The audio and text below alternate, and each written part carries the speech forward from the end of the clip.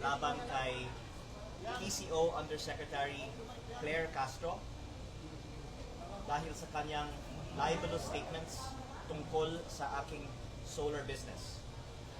Hindi ko po binenta ang prangkisa dahil wala akong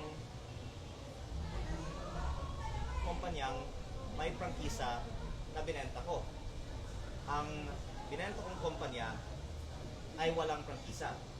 At hindi ko rin pong nais na masaktan si Yusek Claire Castro, ngunit kailangan ko lang pong depensahan ang aking pangalan dahil ilang vlog na po siya tungkol sa akin at ayon po sa advice ng aking lawyer, maraming salamat po kay Attorney Topacio sa kanyang guidance.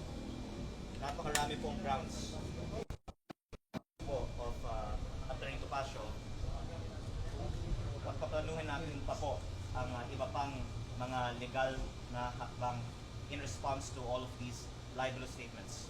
Pero ang pangunahing pakay ko po ay depensahan ang aking pangalan